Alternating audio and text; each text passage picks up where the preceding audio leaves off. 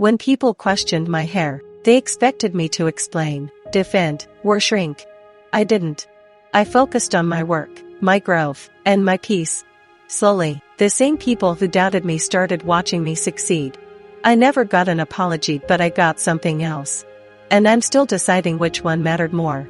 Before we continue, kindly like the video, subscribe if you haven't, and let me know what you think by dropping a comment in the comment section of this video. It really helps the algorithm. Now, let's proceed. The first time someone laughed at my hair, I laughed too. Not because it was funny, because I didn't know what else to do. It was one person. That's what made it dangerous. It was friends tilting their heads and saying, "You're brave." It was aunties touching my curls without asking, then asking if I'd thought about doing something else with it. It was strangers complimenting my confidence, instead of just complimenting my hair. Every comment sounded soft, but they all landed the same way. Like a suggestion I hadn't requested, about who I should become. What they wanted was simple. A reason. A story. A justification that made my choices easier for them to digest. Why did you cut it? Why don't you straighten it? Isn't it hard to manage? Don't you miss how it used to look? Every question was a door. And behind every door was labor. So I answered at first. I educated. I laughed things off.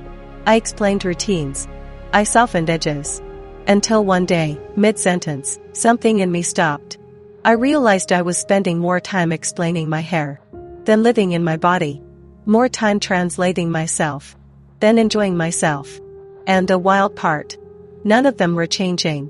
They were just consuming my patience, my vulnerability, and my energy. So I tried something new. I stopped answering. Not dramatically. Not angrily. I just didn't fill the space anymore. When someone said, "I could never wear my hair like that," I smiled and said nothing. When someone asked, "Are you going to keep it like this forever?" I shrugged. No defense, no manifesto, and no performance. Just presence. And it made people deeply uncomfortable. The silence did something I didn't expect. It turned curiosity into insecurity. People started projecting. "You've changed. You're so quiet these days. You used to be more open." What they meant was, "You're no longer explaining yourself to us." And without my explanations, they had to sit with their assumptions. It showed up everywhere. At gatherings. At group chats. At casual hangouts. Jokes started landing sideways. "Oh, don't let her hear that. She's on her natural journey. She's too evolved for this conversation." I smiled through it, but inside, I was tired.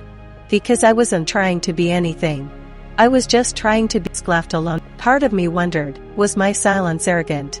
Was I punishing people who didn't know better? Was I mistaking peace for superiority? Because I didn't want to become hard.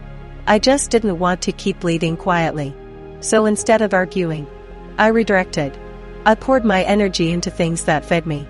My body, my creativity, my routines, and my friendships that didn't need translation. I started showing up for myself with the same intensity I used to show up for others. And slowly, something shifted. People noticed. Not my hair, me. The way I moved, the way I spoke, the way I laughed louder and laughed earlier. I stopped shrinking to fit rooms that only loved me when I was pliable, and without trying to prove anything, my life started expanding. That's when the watching started. Not support. Observation. People who once had opinions now had questions. "How are you so confident lately? You seem different." In a good way. They were studying the outcome without acknowledging the cost. And something about that unsettled me. Because growth attracts attention. And attention invites entitlement. Suddenly, people wanted proximity again. Not to understand me, but to benefit from my glow. And I was afraid. Afraid of losing the quiet I had fought for. Afraid of confusing visibility with safety. One night, someone I used to explain myself to said, "I miss the old you." And for a second, guilt flared. Then clarity followed.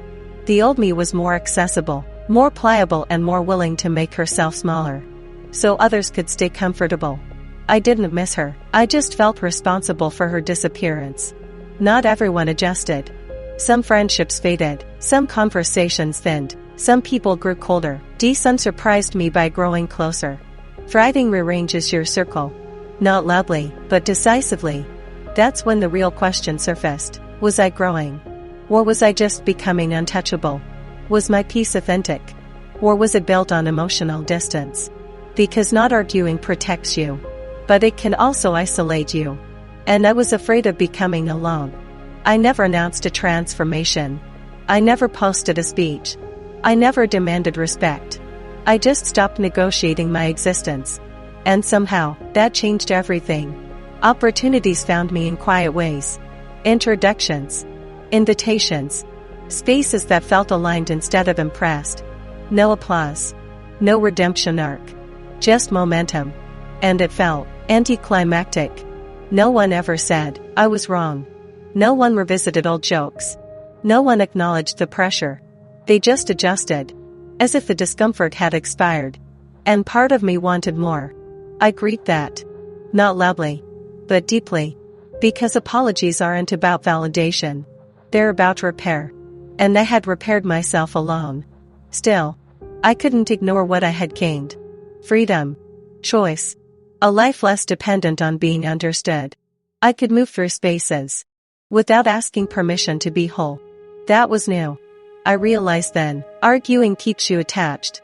Thriving listens the rope. It doesn't convince people.